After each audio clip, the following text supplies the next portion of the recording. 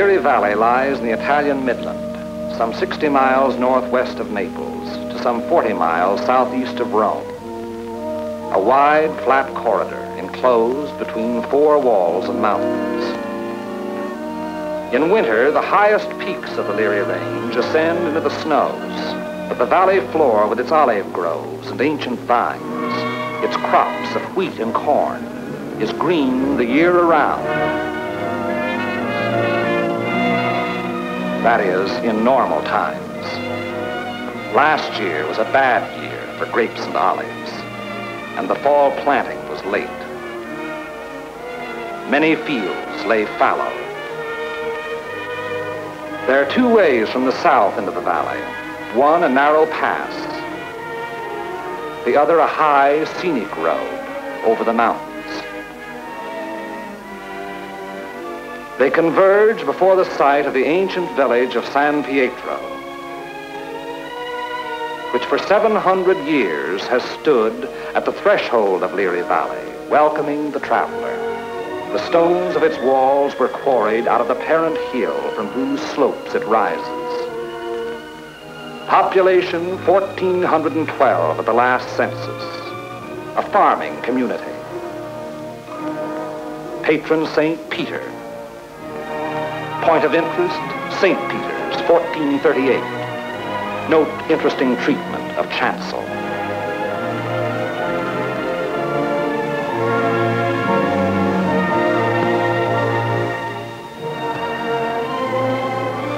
As St. Peter's was erected by those who were to worship there, so each original dwelling was built by the ones who were to live there. And this practice has endured down through the centuries. The Italian peasant is a born mason. He cuts and lays and mortars in the stone with great skill and patience, building not for himself alone, but for future generations. From the end of October 1943 until the middle of December, San Pietro and the surrounding ground was the scene of some of the bitterest fighting on our Fifth Army front. The Italian campaign had entered its second phase, the push forward again after a static period brought on by heavy seasonal rains. Our battle lines were haphazard as the terrain itself, with its flood-swollen rivers that twisted back and forth across our line of march, so that each river seemed like 5. And where there was no river to cross, a mountain blocked our going. Each peak ahead being a few meters higher than the last we had won, so that each new peak had to be fought for the hard, uphill way, with the enemy looking down our throats. They had had time to fortify and camouflage their positions. No amount of artillery fire or aerial bombardment could force them to withdraw. That was for the infantry to do, employing those weapons that can find and destroy life in narrow trenches, caves, and fighting holes. It was up to the man with the rifle, the man under fire from all weapons, the man whose way all our weapons, land, air, and sea, serve only to prepare. It was up to the foot soldier to attack a hidden enemy over ground that was sown with mines, the anti-personnel S-mines that fly up at a footfall to explode beneath the groin. Nowhere along the entire front were enemy preparations more elaborate than in the San Pietro area. For San Pietro stands at the threshold of Liri Valley, and through Liri Valley, wide and level, runs the most highly prized length of road south of Rome. By early December, we had taken and were holding high ground of the northeast, east, and south of San Pietro, the Camino Maggiore hill mass being last to fall. Italian troops under Allied command had made a vain attempt to capture Mount Lungo, possession of which would have acted greatly to our benefit in the impending action. But so excessive were the losses on Mount Lungo that further operations against its strategic heights were deemed unwarranted.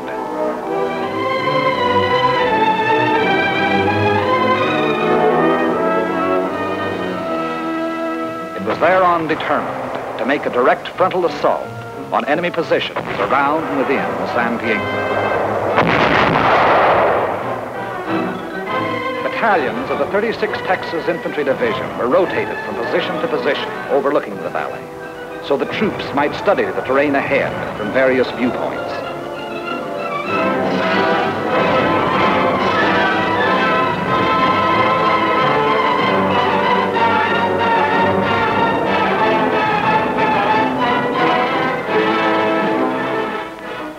activity was continuous.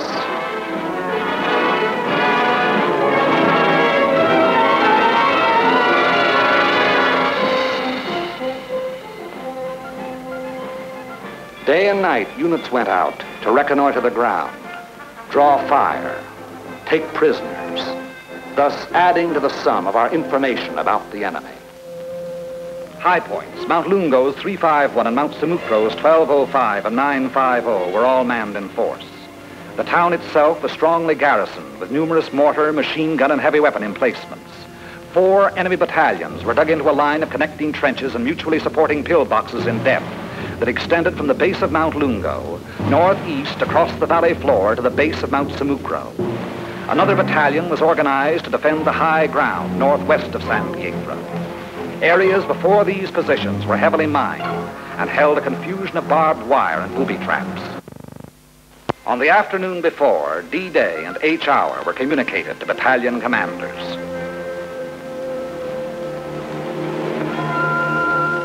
December 8th, at 0620 hours, the 1st Battalion of the 143rd Infantry Regiment to attack the summit of 1205, having moved up the mountain under cover of darkness, and upon achieving its objective to attack along the ridge to a point northwest of San Pietro. The 3rd Ranger Battalion likewise to attack 950, another feature of the Mount Sammucro hill mass.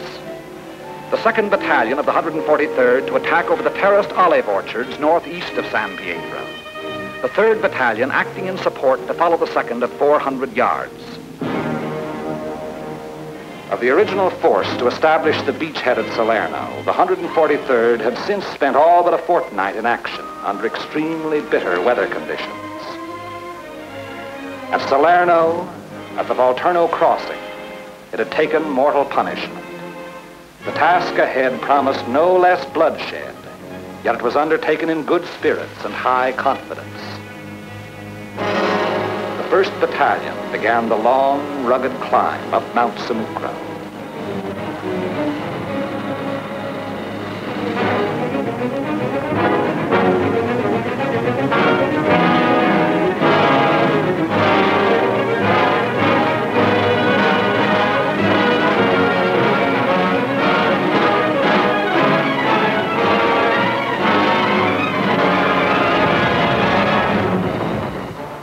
As night fell, our artillery opened up, and throughout the night hours, intense fire was laid down on the enemy's main line of resistance.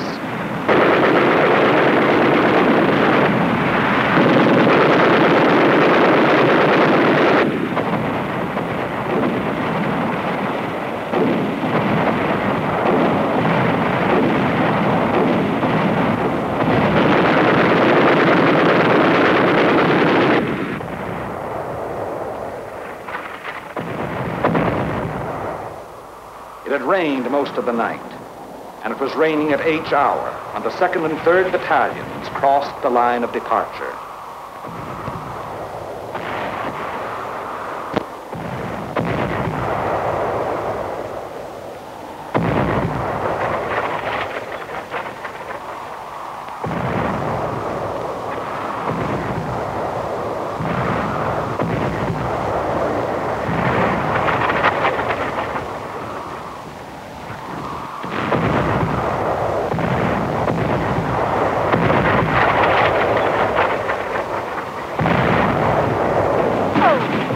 Some 200 yards forward, they encountered wire, mines, and automatic fire from pillboxes.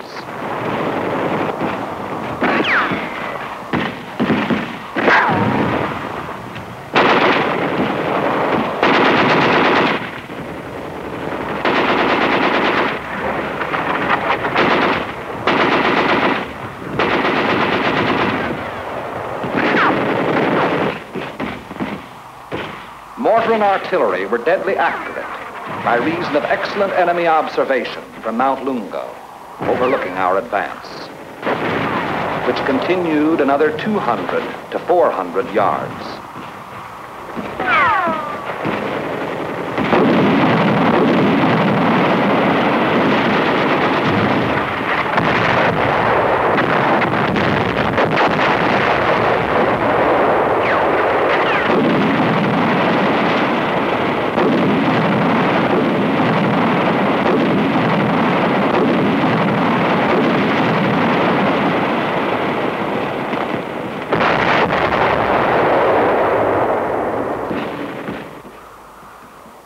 Many men gave their lives in attempts to jump the wire, reach pillboxes, and throw hand grenades through the narrow gun openings. The 3rd Battalion was committed.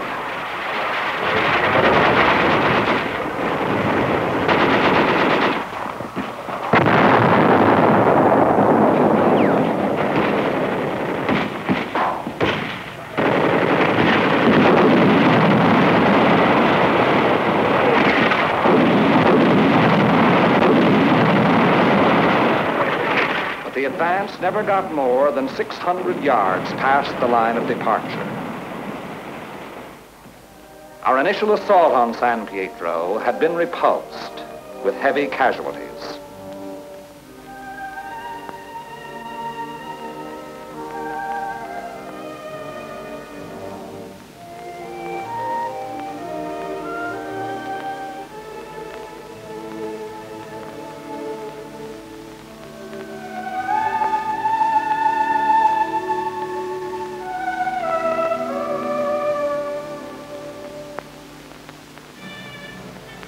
The attack on Hill 1205, however, was a brilliant success.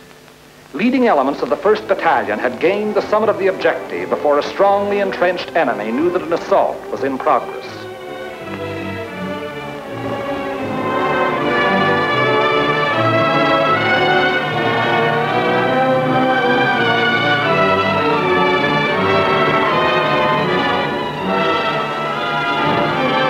To the right of 1205, the 3rd Ranger Battalion had also captured its objective, but only after successive attacks and costly casualties.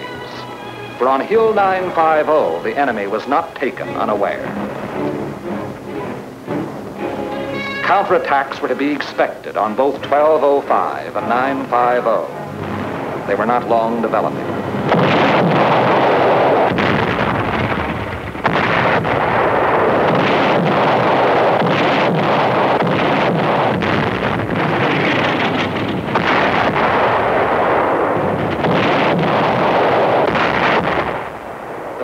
Launched during the early daylight hours, and even as it was beaten off, another took form.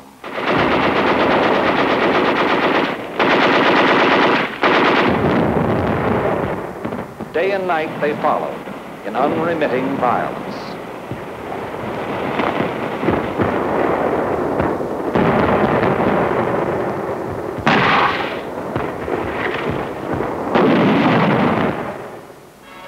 The toll of enemy dead mounted with each new attempt.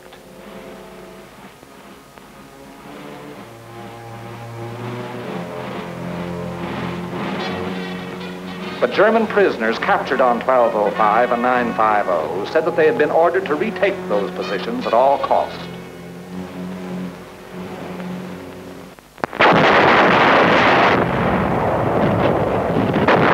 Acting in excellent cooperation, the artillery's supporting power disrupted numerous enemy counterattacks while they were in the process of being formed.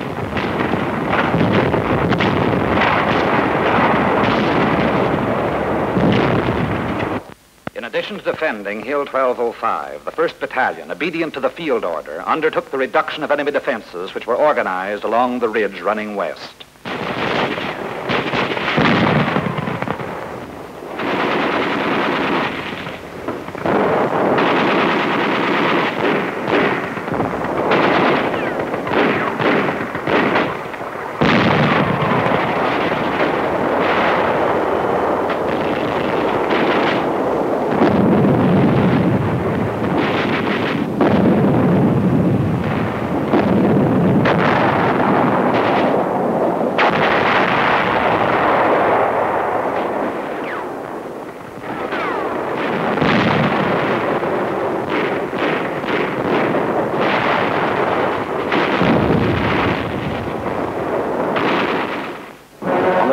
December, the 1st Battalion was reinforced by the 504th Parachute Battalion, which took over and maintained the defenses of 1205 and 950, thereby enabling the 1st Battalion to throw its entire remaining strength into the assault along the ridge.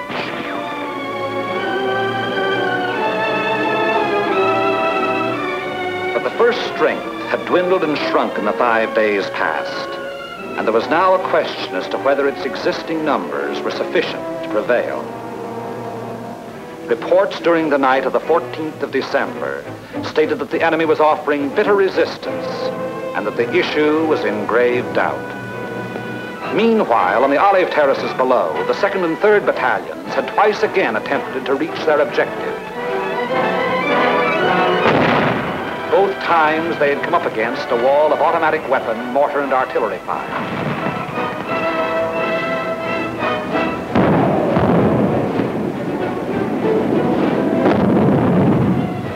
Volunteer patrols made desperate attempts to reach enemy positions and reduce strong points. Not a single member of any such patrol ever came back alive.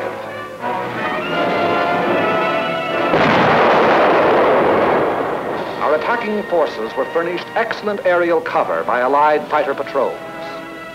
But now and then, enemy planes were able to slip through and to bomb and strafe our position, which to all purposes had remained unchanged since the first day. To break the deadlock, orders were given for a coordinated divisional attack. The 2nd and 3rd Battalions of the 143rd to proceed in the execution of the original orders. Acting in conjunction, Company A of the 753rd Tank Battalion to attack San Pietro from the east over the high road. 1 battalion of the 141st to attack over the flat valley floor. After nightfall on D-Day, the 142nd Infantry Regiment to attack the heights of Mount Lungo. In preparation for the attack, all 5th Army artillery within range, including tanks and all tracks, was directed against San Pietro and the surrounding area.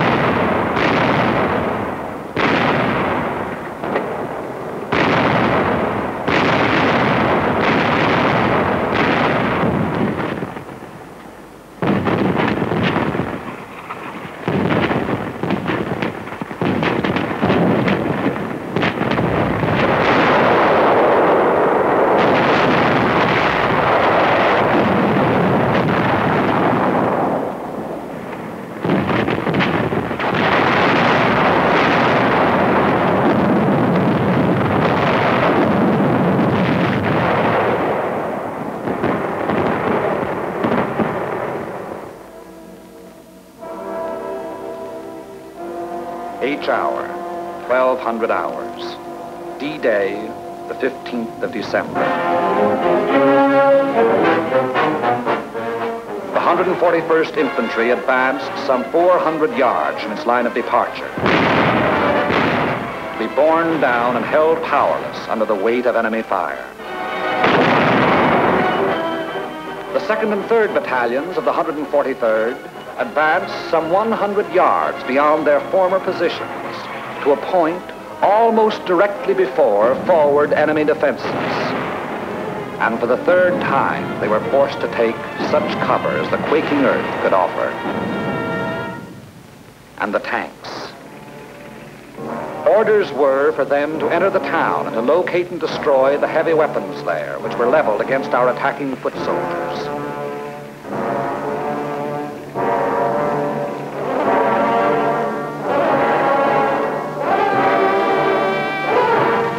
The high road into San Pietro was a narrow mountain road, and from the beginning of its winding descent into Leary Valley, it was under direct enemy observation.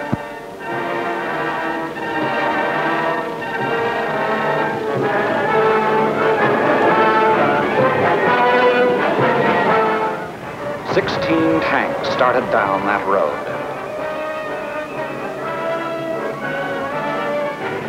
Three reached the outskirts of the town.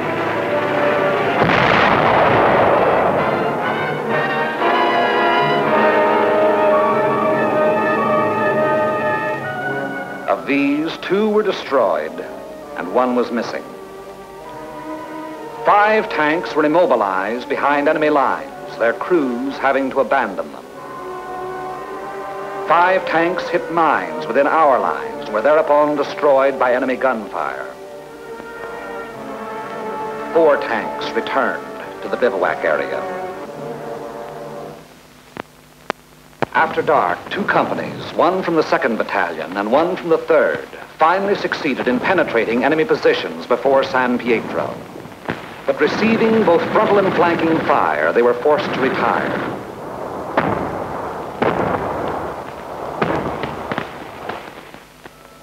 Company E having been reduced in strength to 8 riflemen, and Company L faring little better.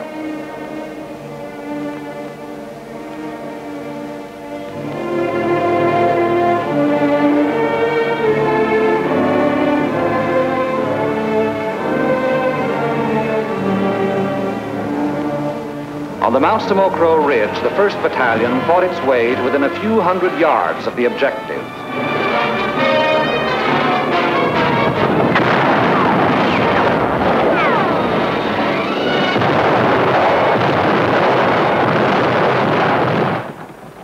But it had paid for ground gained at the rate of a man a yard, and it did not have strength to carry the fight any further forward. On Mount Lungo, however, despite bitter resistance, battalions of the 142nd in successive waves kept pushing upwards.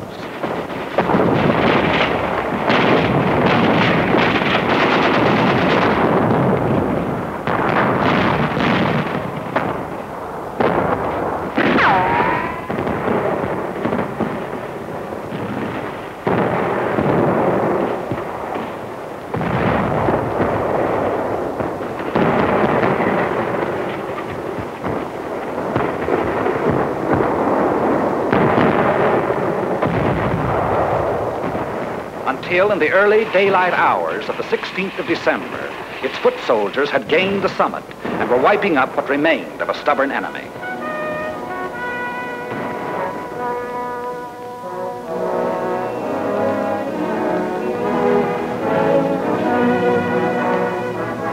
And that height proved to be a key position in the enemy plan of defense.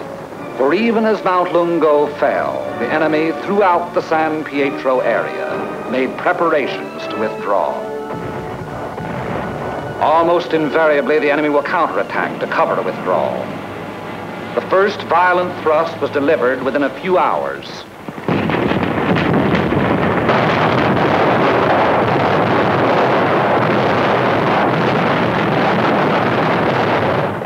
And thereafter, counterattacks came in waves, the roar of the last mingling with the rush and fury of the next to break. Many companies lost all their officers. Enlisted men came forward as inspirational leaders to rally their battered companies into resisting yet one more onslaught.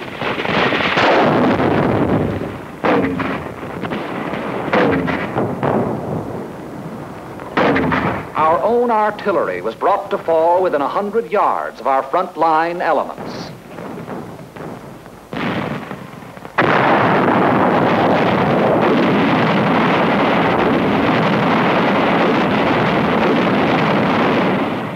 After 5 hours, during which the earth never ceased to tremble, counterattacks ended, indicating that the withdrawal of the enemy's main body had commenced.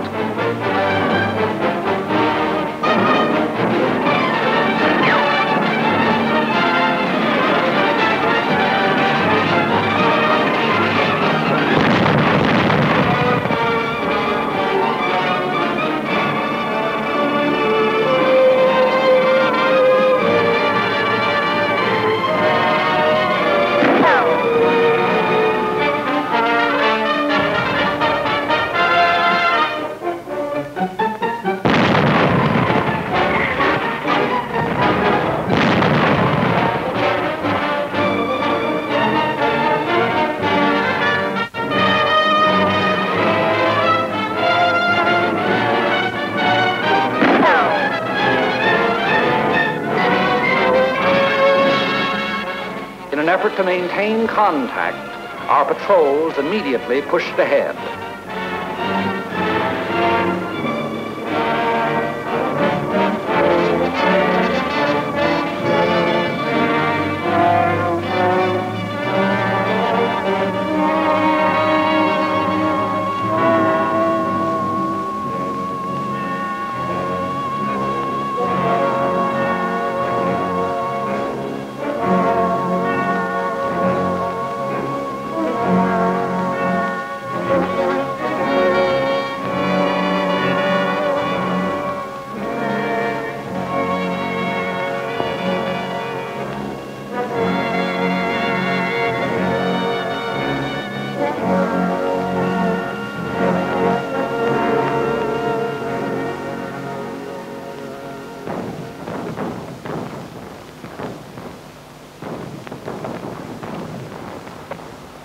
Entering the town, they discovered that San Pietro was ours for the taking.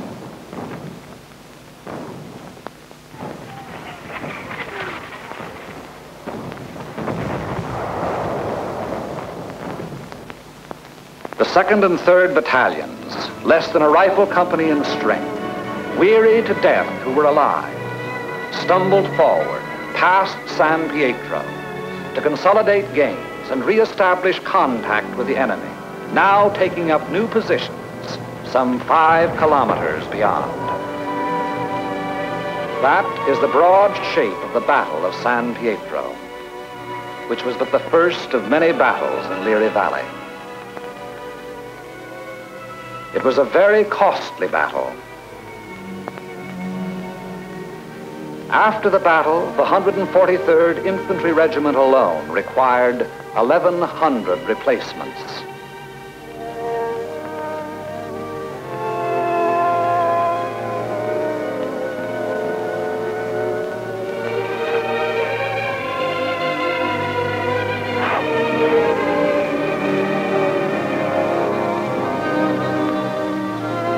The lives lost were precious lives.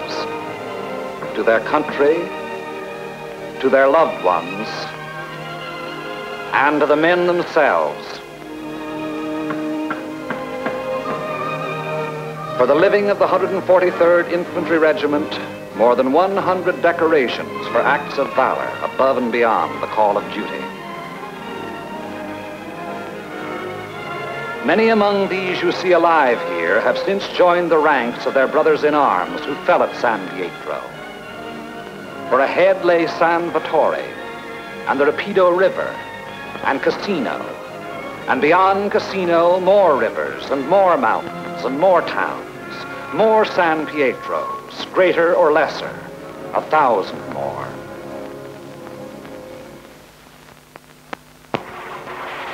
As the battle passed over and beyond San Pietro, westward, townspeople began to appear, coming out of their caves in the mountains, where they had stayed in hiding during the enemy occupation.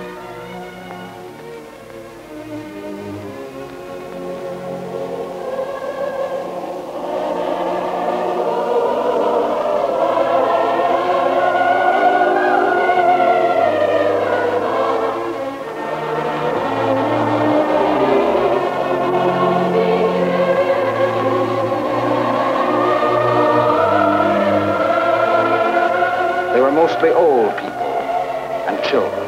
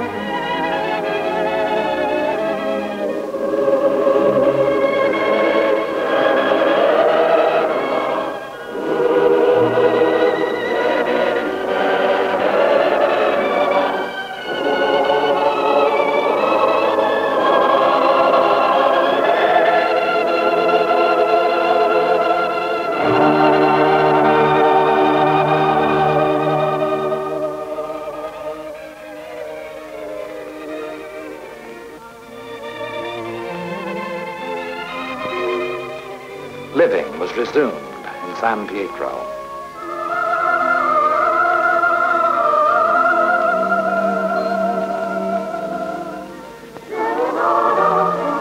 Children are able to forget quickly. Yesterday they wept. Today there are smiles and even laughter. Tomorrow it will be as though the bad things had never happened.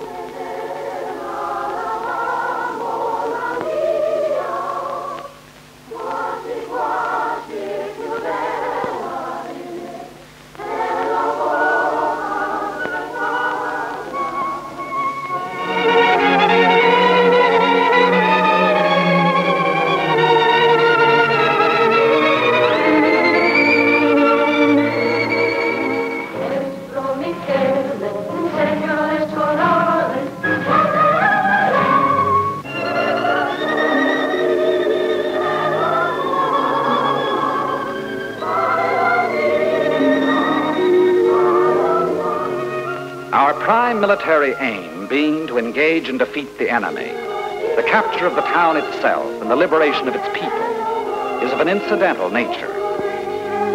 But the people, in their military innocence, look upon us solely as their deliverers. It was to free them and their farmlands that we came. Behind our lines, southwest to the sea, the fields are green with growing crops planted after our coming by other people of other towns who believed likewise.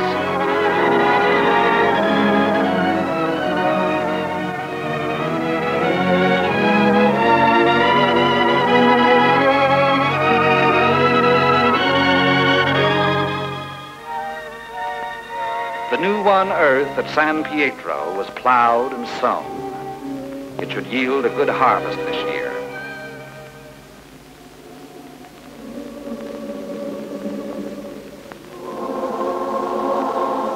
And the people prayed to their patron saint to intercede with God in behalf of those who came and delivered them and passed on to the north with the passing battle.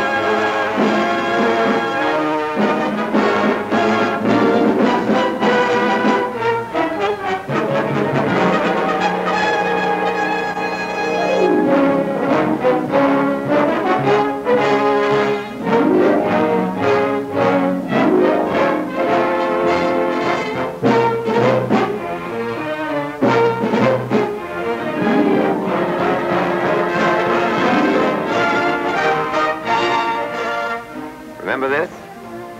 This was France, August 1944. It was a kind of honeymoon for the American Army and the American people. Remember at home we were worrying about reconverting war plants to civilian production. Remember we were worrying that we would be left with too many shells and too many tanks when the war ended. Remember we were looking around for a job in some civilian industry so we wouldn't get caught short when the need for machine guns and bandages was suddenly over? Well, the honeymoon ended.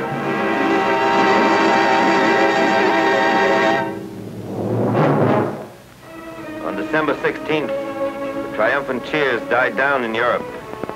In the Christmas season of 1944, nobody was predicting that the war would end by Saturday night or a week from Wednesday. And today, with the good news from all fronts singing on all radios, let us remember the dying days of 1944. The infantry remembers those days. They were not being reconverted for civilian production, nor were they worried then or ever that they would be left with too many shells or too many tanks. The Army had come fast and far last fall. We had developed a certain tendency to become complacent. Complacency came to an end in time for the Christmas season. These men had never been complacent. As they fought, they did not seek employment in civilian industry that would secure them after the war. They did not complain about the scarcity of butter or roast beef or the high cost of living.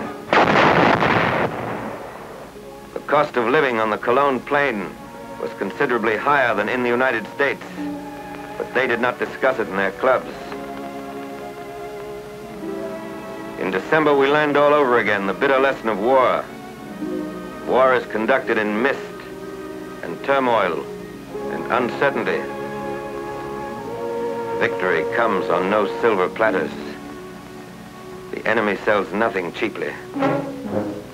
The enemy is resourceful, courageous, desperate.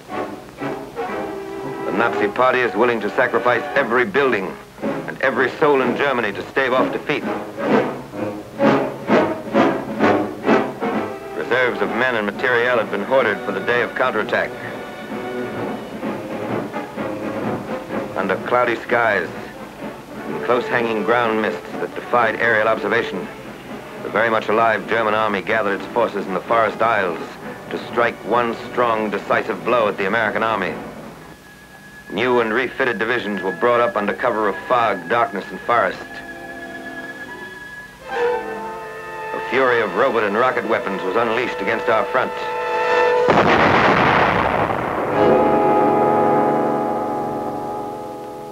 In one day, the enemy smashed through the defenses of the American First Army on a 45-mile front and was biting deep into Luxembourg and Belgium. In 24 hours, the initiative changed hands, and the German army, which had put the word blitzkrieg into all languages, unleashed its desperate offensive. They had picked a time when the weather prevented us from using the air weapon, the weapon in which we decisively outweigh them.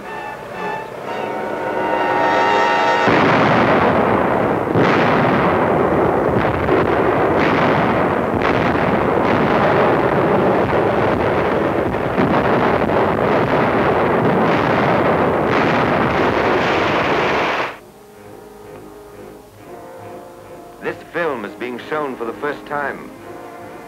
It was captured from a German cameraman. He had taken it so that the German home front might gloat over the evidence of the success of Rundstedt's attack. In August, it was German convoys that were caught like this along the French roads. Now it was our convoys, ruined and burning where they'd been overrun. The sweat and iron of Detroit and Pittsburgh became the wreckage of Malmedy and Saint-Vite. We lost more than jeeps and half-tracks, tires and shells, tanks and guns. We lost men. 78,000 in dead, wounded, and missing. Unarmed and defenseless American prisoners, comrades of these men, fell to the machine guns of our enemies.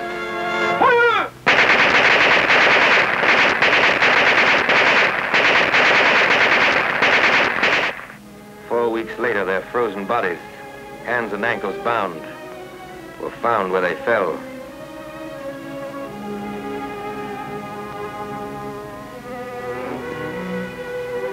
These Belgian enemies of the Third Reich, too, were unarmed and defenseless.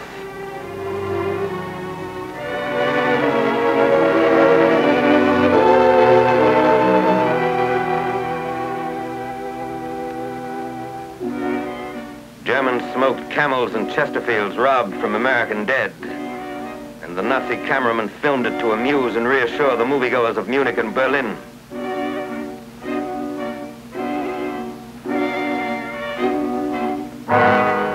Men who had not retreated since their arrival in Europe plodded back along the mean roads of winter Belgium.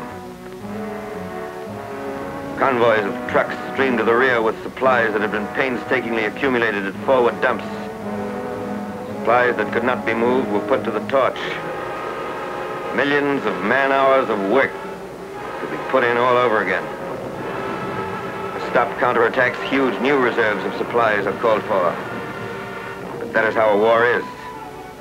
Wasteful, unpredictable, uncertain, dangerous, demanding constant wariness, constant preparation for the worst, a constant and unflagging spirit in the face of all alarms and disasters. Gallant American units, surrounded and cut off, fought in a sea of enemy armor.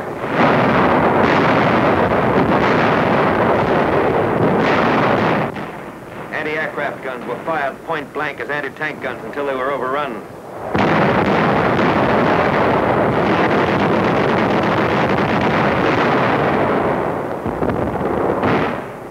Cooks, bakers, quartermaster, and line of communications troops picked up their rifles and fought tenaciously against Nazi columns.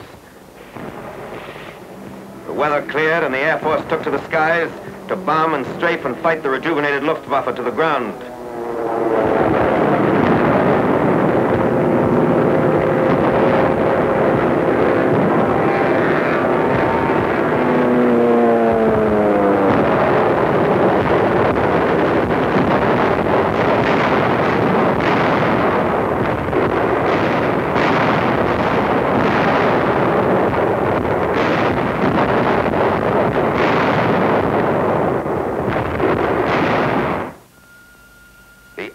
Held in Belgium. The attack was blunted, the spearhead stopped, the Nazi columns contained and thrown back by men who had flung themselves into the breach. In the wild gamble of war, a momentary equilibrium had been gained. The cost had been great, and there were no guarantees being issued on engraved paper on the Western Front that the time of counterattacks was over. Nor, despite the great victories in the Pacific, were there guarantees being issued that there would be no counterattacks against the many islands we'd won back from the Japs. In the general uncertainty of war, one fact remains certain.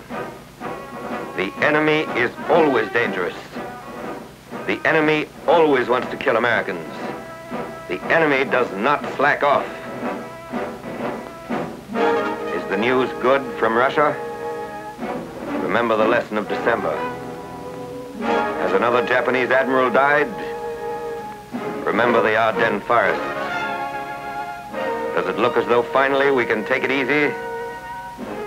Remember the 78,000 Americans lost in the Christmas holidays. The men in the line pay for counterattacks in dead, wounded, and missing. How do you intend to pay? What were you doing the week the German army came back to Belgium? What are you doing this week? What will you be doing next week?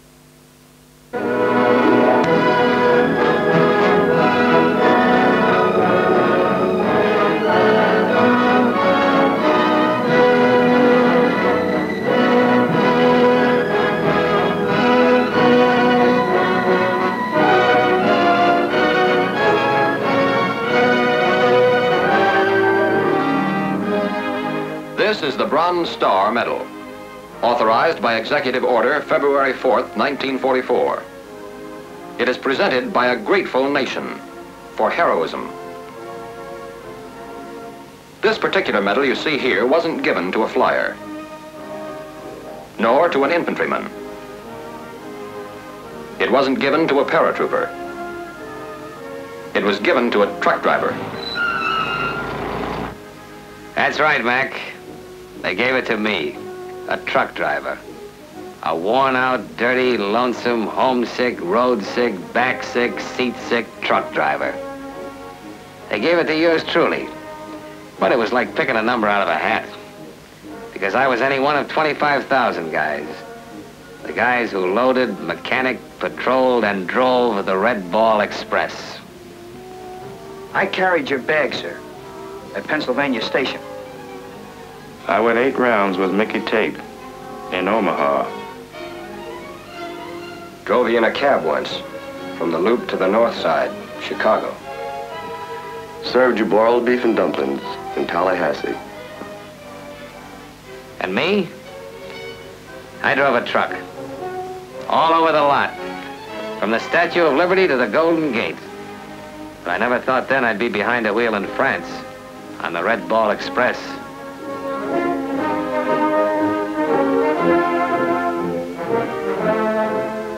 What's that? What's the Red Ball Express? What's the matter, Mac? Where were you? Oh, that's right. You were back home. Back home.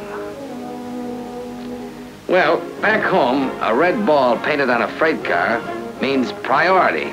Clear the tracks. We're coming through. And in France, from the beaches of Normandy clear across to the front lines past Paris, a red disc above the bumper meant we were coming through.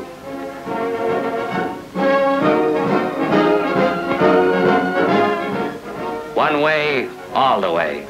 The Red Ball Express.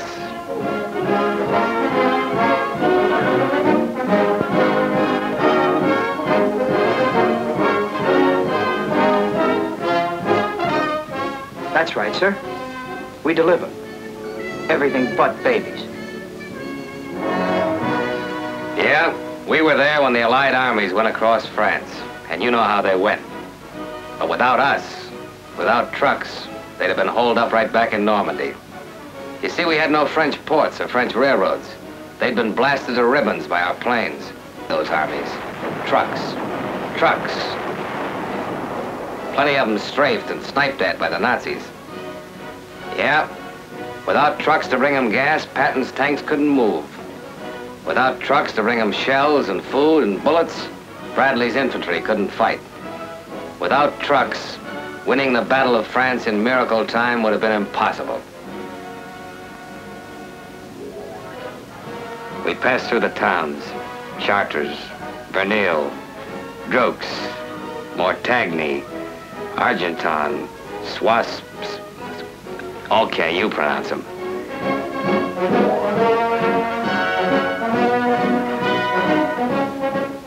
They tell me we went by famous museums, cathedrals, castles. Brother, all I saw was highway. We drove in good weather. We drove through floods. We drove through the day into the night. 20 hours of driving without relief. 400 miles in a day and a half, what would normally take a week.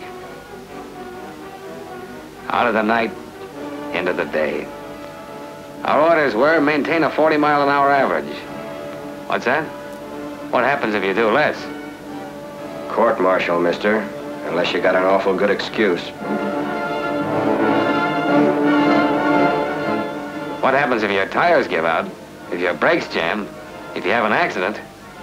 Then just get that truck off the highway, friend. Get it off or burn it.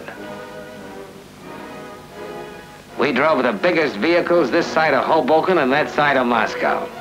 Count them. 14 tires. Count them.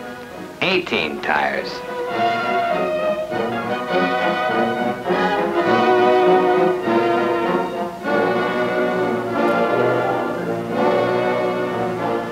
This was the greatest road show since Barnum and Bailey. Yeah, you really saw why you needed those trucks on a cross-country race like this. Every last one of them. There were plenty of worn-down vehicles, burned-out tires.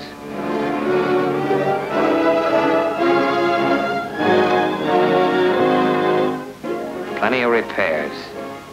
And because trucks meant the lives of a lot of soldiers up front, we had to repair the ones we could fast. So a line of service stations were set up all along the roads. A different one for every kind of trouble. This was precision planning, Mac.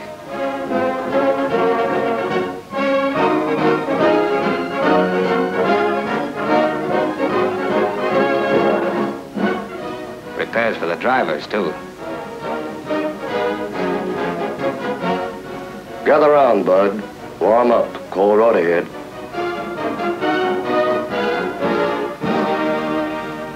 But even when we were stopped, the red ball was moving on. It never stopped.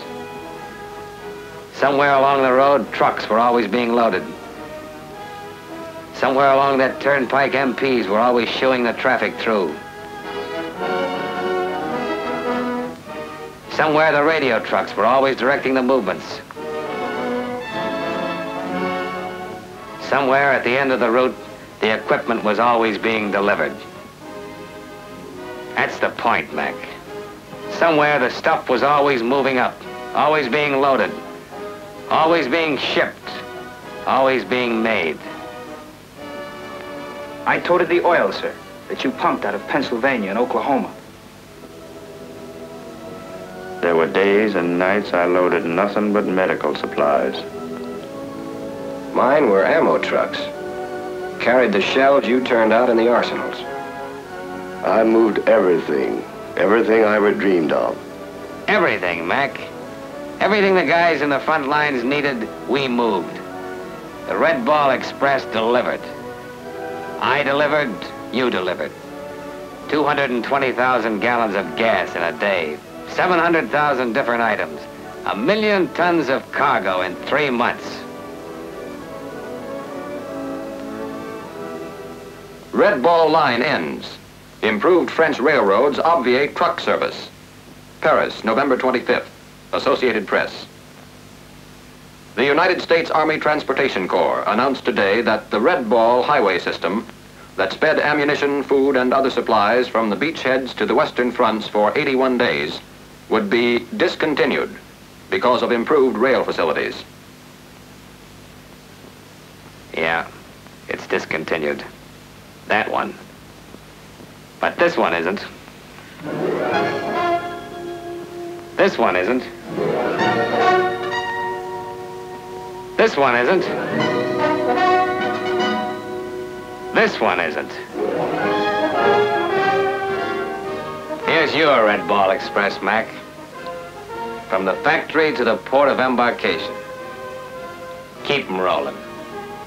We can use every truck and every tire you send us.